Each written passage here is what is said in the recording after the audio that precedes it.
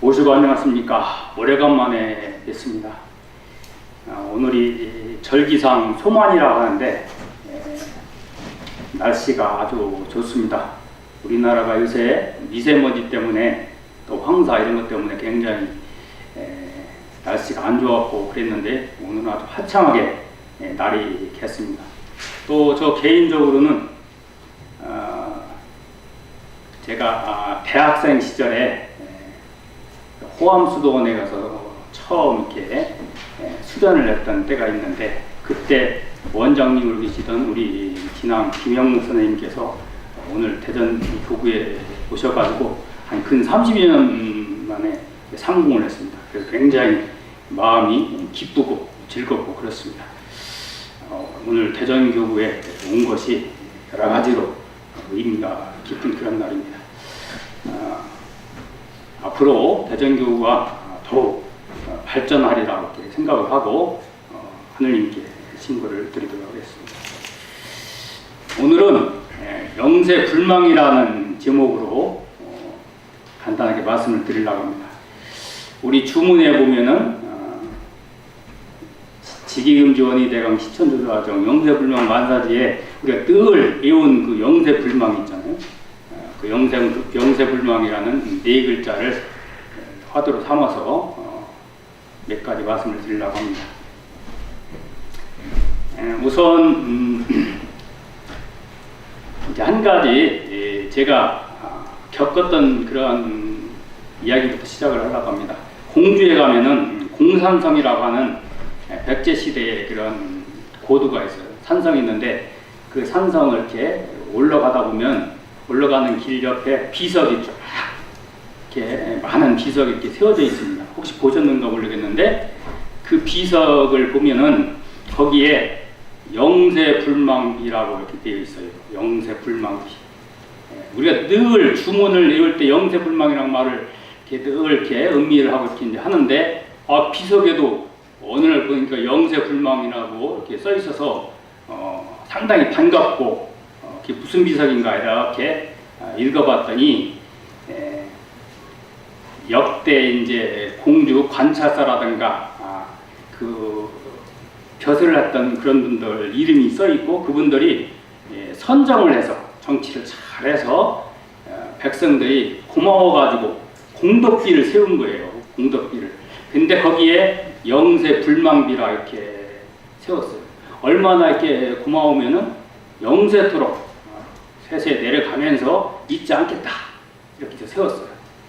그렇게 사람들도 그렇게 아주 잊지 않기 위해서 비석에다 그렇게 세우고 그렇게 하는 것을 봤는데 그 글자가 영세불망이더라.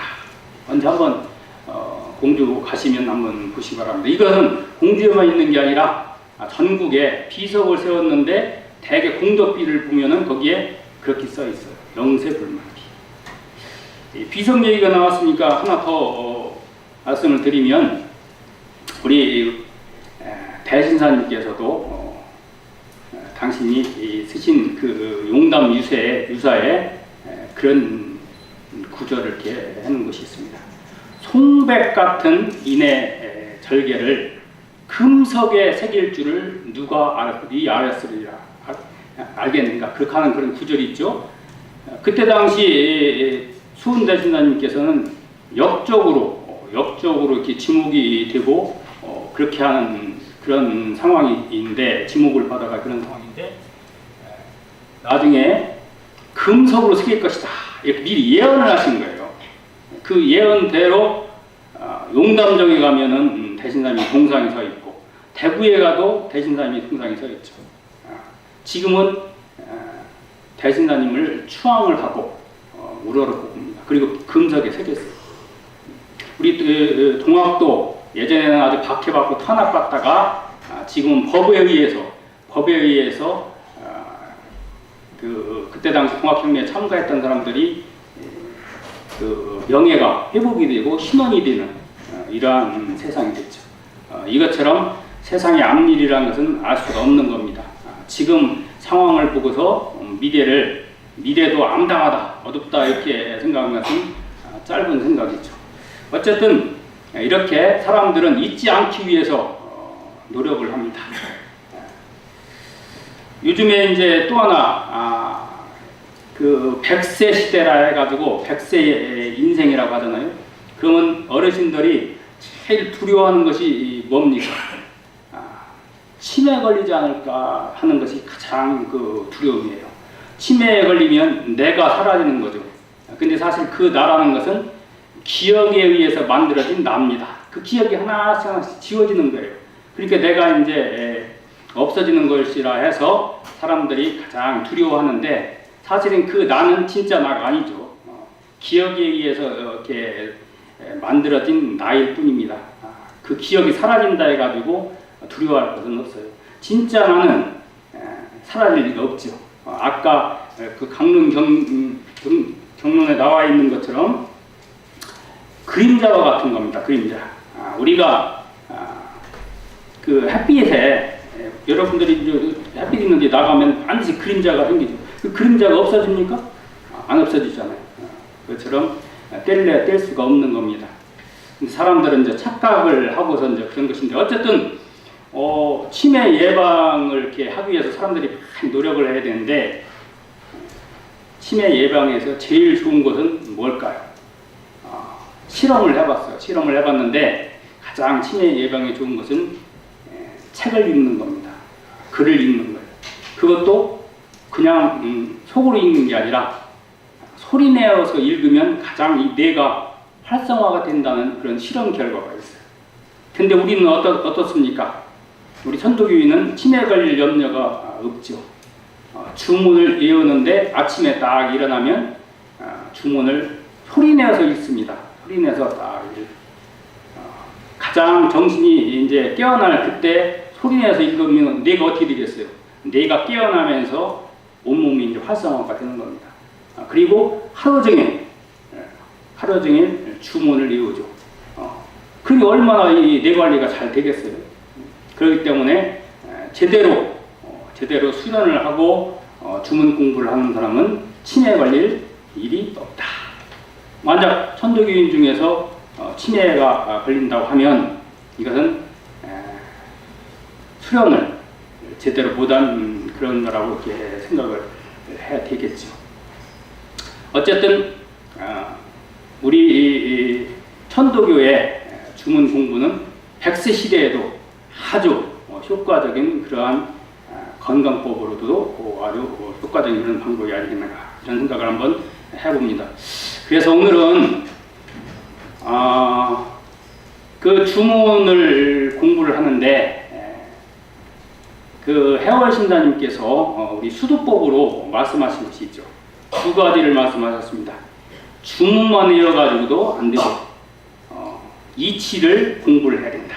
궁리를 해야 된다. 또 궁리만 하고 주문을 안 외워도 안 된다. 두 개를 같이 겸전을 해야 되는데 그 다음 구절이 중요해요. 모항하는 마음을 잠시라도 늦추지 말고 평생을 유지해야 되는 겁니다. 이게 제일 중요한 거거든요. 그래서 오늘은 그 수도법과 관련해 가지고 우리가 영세불망을 하면, 그 영세라는 것은 내 한평생이라고 이렇게 대신사님께서 말씀하셨습니다. 한평생. 영세불망을 하려면 어떻게 해야 될까? 사실 영세불망을 하면은 우리는 치매 걸릴 염려가 없죠. 그것뿐입니까? 의암성사님이 그러셨어요.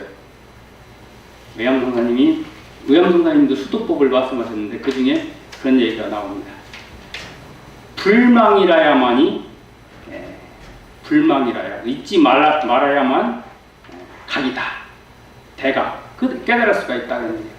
우리가 천도교가 궁극적으로는 우리가 깨달음을 얻어야 되는데 견성각심을 해야만 정신개벽이 되고 우리가 영원히 살 수 있는 그러한 존재가 되는데, 깨달으려면 어떻게 해야 되느냐? 잊지 말아야 된다. 불망. 우리가 왜 깨달음을 못 얻고 있느냐? 불망이 경지에 도달하지 못하기 때문에 자꾸 잊어먹어요. 나이 들어가지고 내가 자연스럽게 노화가 됩니다. 이건 자연현상이에요. 내가 자연스럽게 위축이도 어렵니다. 그래서 자꾸 깜빡깜빡해요. 그래서 사람들은 건망증이라고 하죠. 그 건망증. 건망증과 치매는 다른 건데 자꾸 건망증이 이제 생기죠. 이건 자연스러운 거예요. 그렇더라도 자꾸 주문을 읽고 또 읽어서 잊지 않아야 됩니다. 그래서 그 해월 신사님이 수도파와 관련돼서 이제 말씀을 드리는데 주문을 우리가 먼저 주문 공부에 대해서 한번 생각을 해보겠습니다. 주문을 외우는데 처음엔 뭘로 외웁니까? 구송이라 해가지고 입으로 외우죠. 처음 여러분들도 공부할 때 주문을 입두해서 주문 읽었을 때 생각을 해보세요. 소리도 내서 읽어보고 약간 입으로 이제 읽었어요.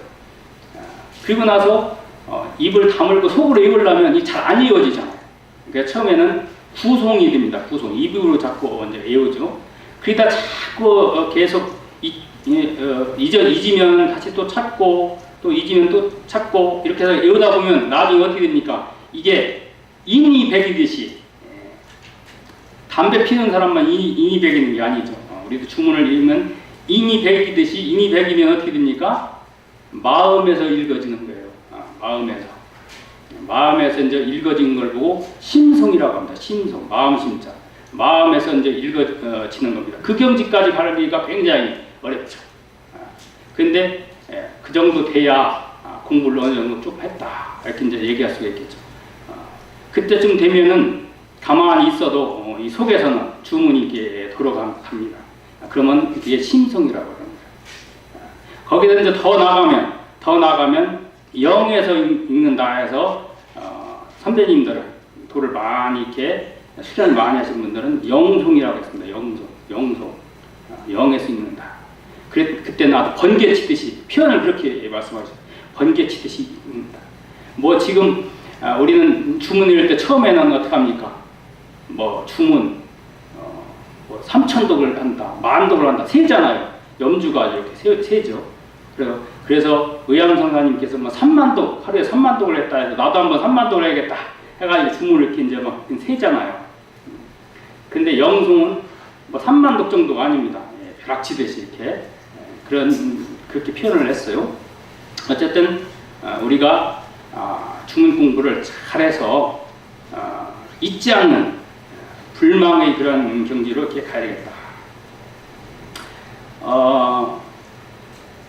의암성사님은 우리가 이제 주문 공부를 해가지고 마음이 변화되는 것을 세 가지 단계로 말하기도 하고 5개 단계로 말하기도 했어요. 무채법경을 보면은 처음에 이제 공부를 열심히 하면 어느 경지에 가면은 허광심이 생긴다고 했습니다. 허광심. 마음에 이제 빛이 생기는 거예요. 명체가 생기는 겁니다. 거기까지 가기도 굉장히 어렵습니다. 거기까지 가기도 쉬운 일이 아니죠. 그 다음에 그 허광심이 더 전진을 하면은 여여심이 되고 여여심에서 더 전진이 되면 자여심이 됩니다. 그래서 자여심까지 이렇게 마음이 변화가 됩니다. 마음을 이렇게 자꾸 바꿔야 되는 것이죠. 그렇게 삼심관에서는 3단계로 말씀하셨고, 그 다음에 5가지 말씀하신 건 뭐냐면 사람들이 처음에 자리심이라고 했어요. 자기만 생각하는 그런 마음이 이제 있는 거죠. 자리심. 거기서 남을 생각하는 이타심으로 이렇게 바뀝니다. 그 다음에 거기서 공화심, 전체를 생각하는 공화심으로 바뀌고, 거기서 더 나가면 자유심이 되고, 자유심 다음에 또 뭐라고 얘기했냐면 극락심을 얘기하셨어요. 여기 5가지 마음의 변화가 있습니다. 그러면 제가 묻겠습니다. 여러분들은 지금 마음이 어디에 가 있어요? 어디에? 5가지 마음 중에서 어느 마음을 내가 지금 가지고 있고 그 마음을 쓰느냐? 그래서 우리는 공부, 자기의 마음 공부가 어느 정도 됐는가를 경전에 비춰가지고 이렇게 대조해가면서 내 공부가 아직도 부족하구나, 아직도 갈 길이 멀구나. 물론 평생 가야 되는 겁니다. 평생. 그렇게 해서 공부를 해나가면 되지 않겠는가. 근데 제가 우리뿐만 아니라 다른 종교에서 공부는 어떤가 이렇게 한번 연구를 해봤어요. 그랬더니 우리 공부하고 좀 견줘볼 만한 게 이제 불교에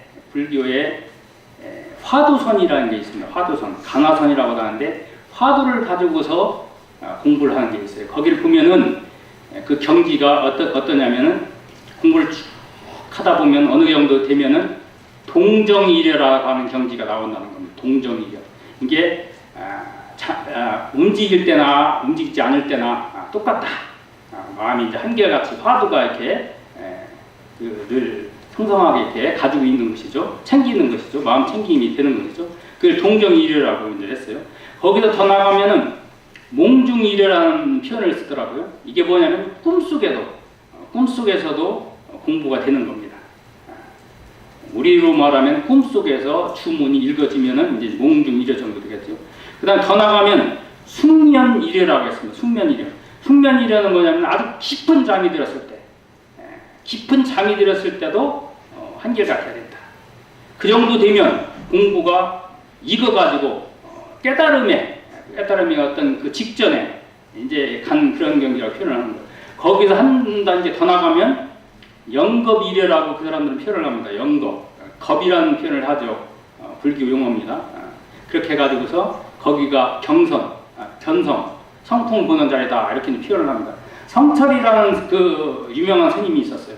그게 좀 종종도 지낸 그 스님이 있었는데 그 스님은 공부를 점검을 할 때 수많은 사람들이 와가지고 자기 공부를 얘기를 해요. 나는 뭐 견성했다고 막 큰소리 치는 사람이 와요. 그러면 딱 한마디 물어봅니다. 깊은 잠에 들었을 때도 화두가 성성하다냐? 이걸 질문하는 거예요. 그 질문에 그렇다 하면 인정하고 그렇지 않다고 하면 방망이로 때려서 내가 보냈어요.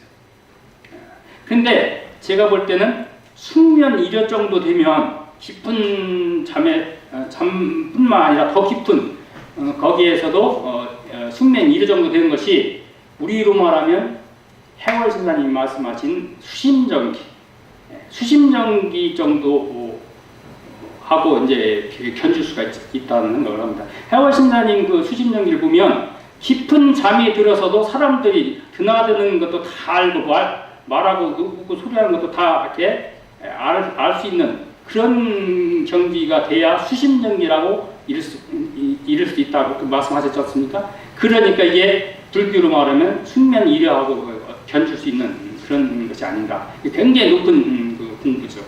거기서 조금만 다 익은 거예요. 거기 조금만 저거 하면은 한 발만 나가면 거기가 이제 견성처다. 그래서 견성이면 그대로 부처입니다. 그래서 불교에서는 견성하면 성불이다, 부처를 이룬다 해가지고 그렇게 얘기한 게 불교 공부예요.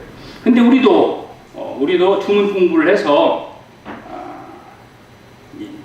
영세불망이 되면 견성각심이 되는 거죠. 근데 그렇지 못하고 자꾸 잊지 않습니까? 잃어버리면 또 찾고 또 찾아야 돼요. 그거 가지고 절망할 것이 없습니다. 계속 찾고 찾다 보면 어느 순간 그게 꾸준히 같이 가게 되는 겁니다. 그래서 마치 옷 벗듯이 하라고 하셨잖아요. 의암성사님 옷 벗듯이, 헌옷 벗듯이 자꾸 자기 마음을 이렇게 갈아야 됩니다. 갈아서 자꾸 변화시킬 수 있도록 우리가 그렇게 공부를 해야 된다. 이러한 공부를 유교에서는 거경 공부라고 합니다.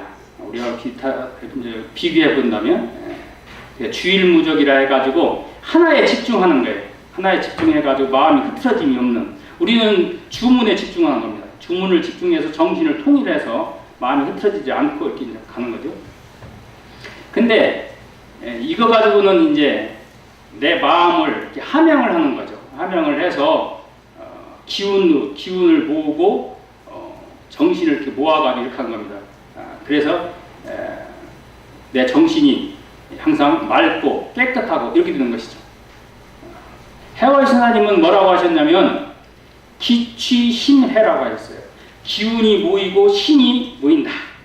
우리가 이제 주문 공부를 많이 하면 기가 모이고 신이 모여서 정신이 항상 맑고 성성해야 되는 것이죠. 정신이 흐리고 이렇게 하는 것은 기운이 흐트러지고 신이 흐트러져서 그래요. 우리 천도교인들이 장수하는 것은 예전에 100세 시대가 아니고 평균 60세 되던 때도 우리 선도교인들은 80세 이상 장수하신 분들이 많았어요. 그게 왜 그러냐? 기운이 모여가지고 기취신해 정신이 맑고 이렇게 되기 때문에 이렇게 오래 사신 겁니다. 돌아가시는 분들 보면 평소에 건강하다가도 돌아가실 때쯤 되면 정신이 흐려져요. 정신이 흐려지면 이때 가실 때가 얼마 안 남았구나 이렇게 생각해도 틀림이 없습니다. 그래서 우리 천도교인들 기운을 모아가지고 정신을 모아가지고 이렇게 하는 공부이기 때문에 정신이 맑아서 치매를 예방할 수가 있고 그리고 장수할 수가 있는 겁니다. 제대로 공부를 한다고 하면. 그 다음에 이제 이 주문 공부만 해가지고 안 된다고 했죠. 또 하나는 이제 이치 공부를 하는 거죠. 국리. 이치 공부를 하는데 이거는 유교에서는 경물치지라고 해요. 유교는 경물치지라고 하는데 우리가 이치 공부하는 방법은 제일 좋은 방법이 경전 공부를 하는 겁니다. 경전에는 스승님들이 그 이치를 밝혀주시는 것이 있잖아요. 그래서 경전을 공부를 하는데 대신사님도 그렇게 말씀하셨습니다. 흥비가에서 이걸 보고 저걸 봐라. 비야 흥이야 비해 봐라. 이렇게 해가지고 그러다 보면은 이제 그 경전을 통해 가지고 이치가 이제 밝아지는 것이죠. 근데 오늘 아까 읽은 강론경이 거기 첫 번째 말씀이 뭐라고 되어 있어요? 첫 번째 말씀. 경전을 이렇게 공부를 이렇게 하는 그러한 것들하고 함께 첫 번째 구절이 뭐라고 했냐면 호상문의하여 투철도덕하라 이렇게 나와 있잖아요. 호상문의가 뭡니까? 호상문의. 서로 상호간에 문의해가지고 투철도덕하라. 이게 무슨 얘기냐면 토론을 하라는 얘기예요. 토론. 우리 천도교인들이 부족한 것이 이 토론입니다. 지금 천도교인들이 평생을 나름대로 공부를 했어요. 그래서 속에 다 있어요. 자기가 이제 생각이 다 있고 나름대로 이렇게 공부가 됐다고 하면서 발표하기는 꺼려요. 그리고 발표할 수 있는 장도 없어요. 그런 서로 간에 그런 문화가 없습니다. 하기 때문에 저분의 공부가 어느 정도 됐는지 알 수가 없어요. 특히 이치 공부가 어느 정도 됐는지.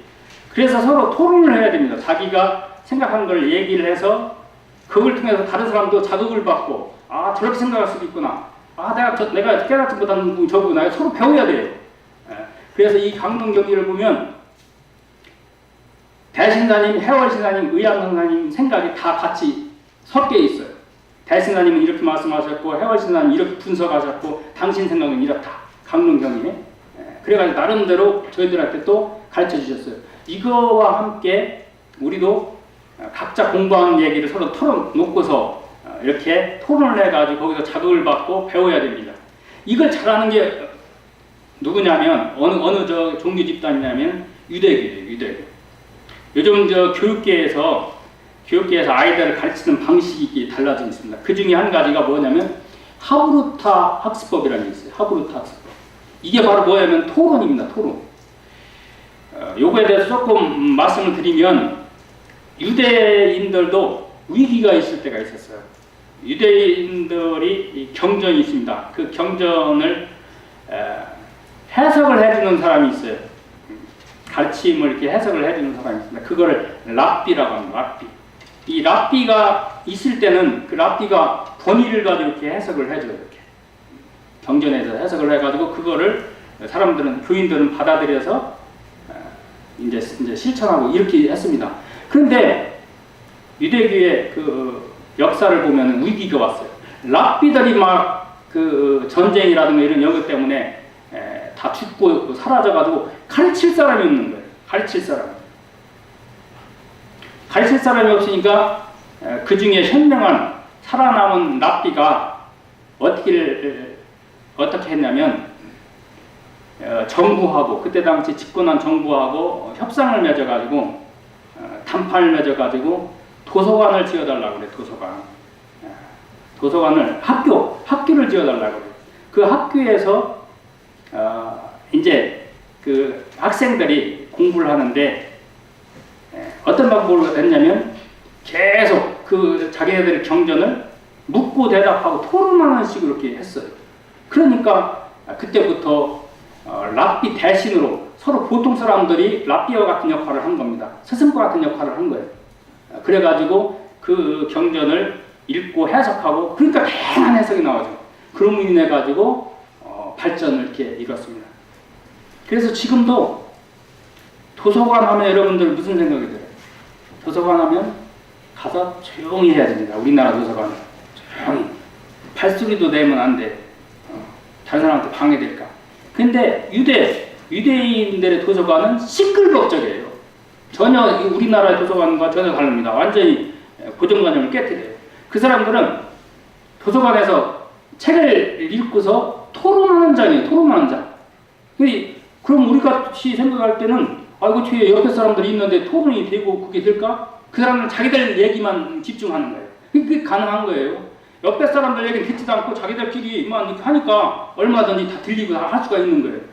그게 오늘날의 유대인의 그 힘이 된 겁니다. 그러니까 유대인들은 토론에 능하고 생각이 아주 다양해가지고 다른 사람의 생각을 받아들일 수 있는 개방적인 이런 마음을 이렇게 적할 수가 있는 거예요. 그래서 저도 우리 천도교인도 지금 보면 숙덕 어른들, 돈 높으신 분들, 그런 분들이 자꾸 이제 한 분씩, 두 분씩 이렇게 이제 환원하시고 이렇게 하잖아요. 그러면은 뭐 이게 수선으로부터 이게 전해줘야 되는데 이게 단절이 되는 거예요. 그러면 어떻게 해야 됩니까?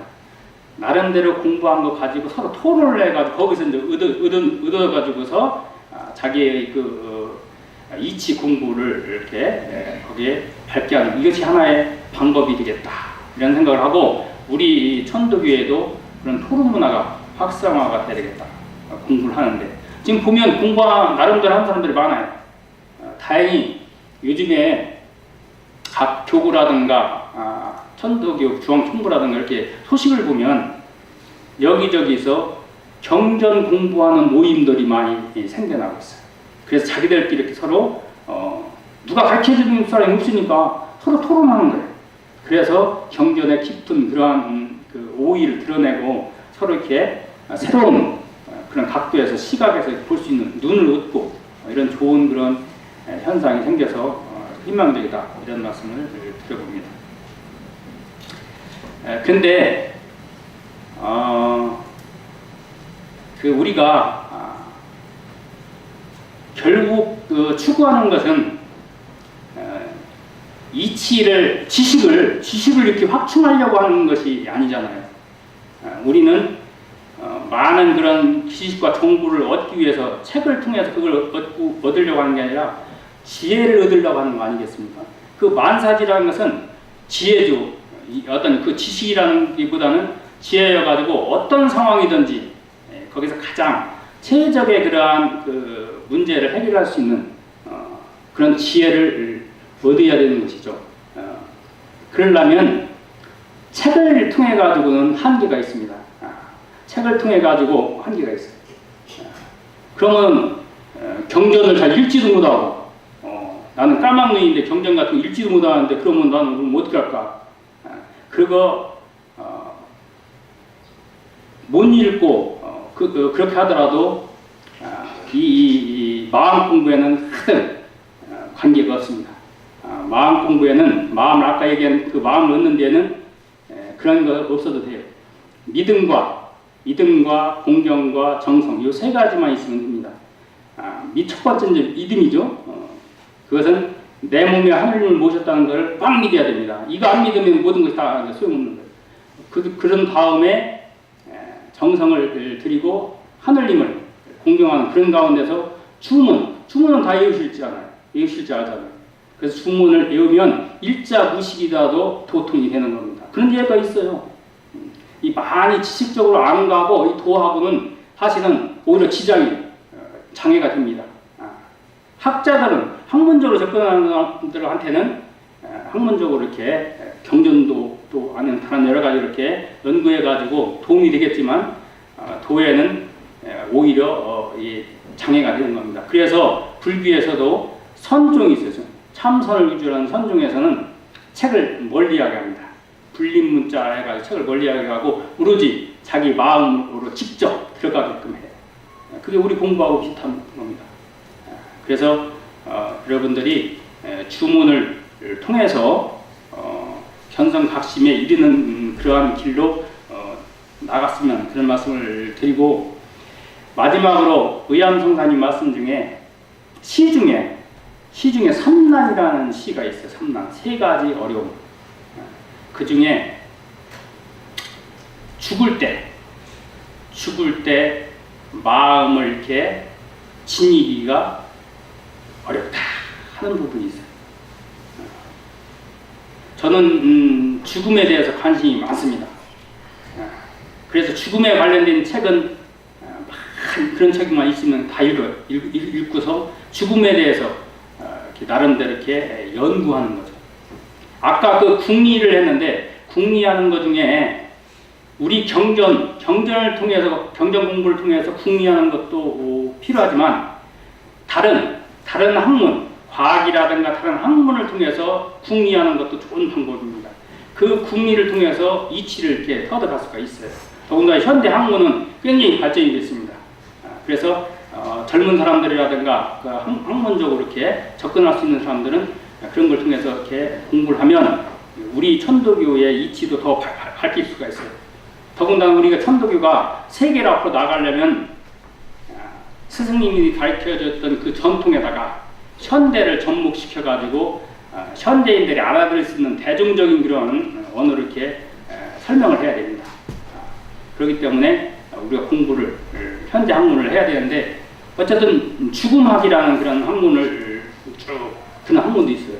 그러니까 죽음에 관련된 책을 쭉 읽어봤는데 그 중에 이제 마지막 죽을 때 어떤 마음을 먹느냐 이게 제일 중요하다는 거예요.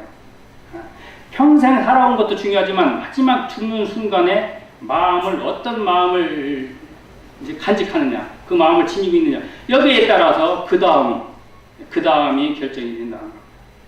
그렇기 때문에 죽을 때 보면 사람들이 편안한 얼굴로 가는 사람이 있고 굉장히 이제 고통스러워서 가는 사람이 있어요. 그 평생 살아온 그런 습관도 있겠지만 마음을 어떻게 하느냐, 가지느냐 이게 중요해요. 근데 우리 천도교는 걱정할 것이 없겠죠. 평생 주문을 통해서 늘 하느님을 모시고 사는 사람은 걱정할 필요가 없어요. 마지막 순간에도 잘 죽을 수가 있습니다. 요즘에는 사람들이 잘 사는 거를 이렇게 얘기를 해요. 그게 웰빙입니다. 웰빙 영어로.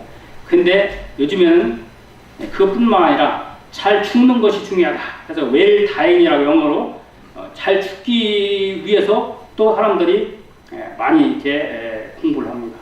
그래서 병원에도 요즘에는 돌아가시는 분들을 잘 돌아가시게 하기 위해서 호스피스라 해가지고 도와주는 사람이 있어요.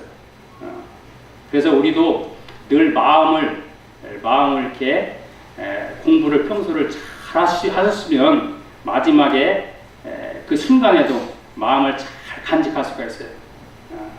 그렇게 하게 되면 하느님과 하나가 돼서 그 성령 출세 거기 그 장에 보면 나와 있죠. 인세 극락을 누릴 수도 있고 이렇게 하는데 그렇지 못하면 우리 스스로가 그 부족한 부분을 체크하면서 나가야 되지 않는가 이런 생각을 해봅니다. 해월 신사님의 천지부무장을 거기 한 구절을 읽고서 오늘 설교를 마무리하려고 합니다. 어쨌든 오늘 설교의 요지는 그겁니다. 우리가 영세불망을 해야만 큰 깨달음을 얻을 수가 있고 수도하는 데는 성주와 그러니까 주문 공부와 이치 공부 두 가지를 겸전해야 된다. 그런 말씀을 드리고 마지막에 영세불망을 하는 거하고 도움이 되는 것 중에 한 가지가 뭘 그러면 잊지 아니해야 되느냐. 영세불망이라고 하잖아요. 잊지 말아야 되는데 뭘 잊지 말아야 되느냐. 한마디로 말하면 하늘님을 잊지 않아야 되는 것이고 두 마디로 말하면 희천주 조화정을 잊지 말아야 되는 겁니다. 희천주 조화정으로 해서 내가 이 세상에 태어났거든요. 그 강릉 경리에 보면 의암 선생님 그렇게 말씀하셨잖아요. 내가 화생한 내가 이 세상에 태어난 이치가 희천주 조화정으로 해서 내가 이 세상에 태어났다는 거거든요. 그래서 해월신사님의 천지부무장에 이거와 관련해 가지고 마지막 구절을 읽으면서 오늘 설교 말씀을 모두 마무리하도록 하겠습니다. 천지부무를 길이 모셔 잊지 않는 것을 깊은 물가에 이르듯이 하며 엷은 얼음을 밟은 듯이 하여 지성으로 효도를 다하고 극진히 공경을 다하는 것은 사람의 자식된 도리입니다 하는 구절이 나와요. 여기에 보면 깊은 물가에 이르듯이, 여러분들 깊은 물가에 가보셨나 모르겠어요. 깊은 물가에 가면 어떻습니까? 두려워요. 빠져줄까봐 두렵습니다. 한 걸음 한 걸음이 굉장히 두려워요. 그 다음에 얇은 얼음을 밟듯이, 아주 겨울에 얼음이 핵 얼었어요. 강에 얼음이 얼었다고 생각을 해보세요. 얇은 얼음. 그 강을 건너야 돼. 그러면 얼마나 조심하겠어요. 잘못하면 빠져 죽잖아요. 그렇게 조심 또 조심하는 마음으로 하느님을, 천지 부모님을 모셔야 된다. 그것도 언제요? 영원히, 평생도록. 우리가 공부 조금 하다 말 게 아니잖아요. 그래서 끝까지 멀리 보고 죽을 때까지 이 마음을, 지금 가지고 있는 이 마음을 간직하고 가시면 나중에 하느님과 하나가 돼서 영원히 있게 사시라고 생각을 합니다. 이상으로 오늘 명세불망이라는 제목으로 설교 말씀을 마치겠습니다. 고맙습니다.